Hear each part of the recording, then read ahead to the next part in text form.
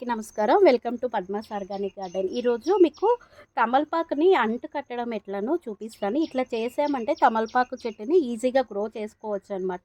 ఇది చూసారు కదా, రైన్స్ కూడా స్టార్ట్ అయినాయి, వర్షాలు పడుతుంది కాబట్టి ఈ కాలంలో అంటు కట్టామంటే ఈ చెట్టు ఈజీగా మనకి గ్రో అవుతుంది. తమలపాకు చెట్టు ఇది చూసారు కదా, ముదురు స్టెమ్ చూడండి. ఈ విధంగా ముదిరిపోయిన స్టెమ్ ఉంటుంది కదా, దీనికి ఇక్కడ ఈ కనుపులు ఉంటాయి. ఈ కనుపు అనేది బాగా ముదరాలన్నమాట.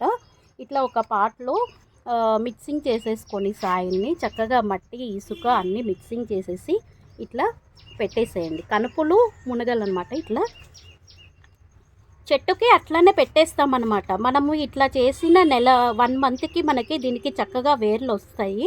తర్వాత మనము ఏ పార్ట్లో కావాలంటే అక్కడ మనం తీసుకెళ్ళి దీన్ని షిఫ్ట్ చేసుకోవచ్చు అనమాట. ఆల్రెడీ అంటు కట్టింది ఒకటి ఉంది, మీకు చూపిస్తాను, వచ్చేయండి.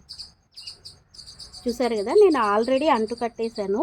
ఈ కుండీలో చూసారా, ఇట్లా వచ్చేస్తాయి అన్నమాట మీకు 1 మంత్ తర్వాత. ఈ విధంగా ఈ స్టెమ్ని ఈ లాస్ట్లో ఇట్లా కట్ చేసేసేస్తే మనము ఈ పార్ట్ని తీసుకొని మనకి ఎక్కడ కావాలంటే అక్కడ ఆ పార్ట్లోకి కంటైనర్లోకి మనం షిఫ్ట్ చేసుకోవచ్చు అనమాట.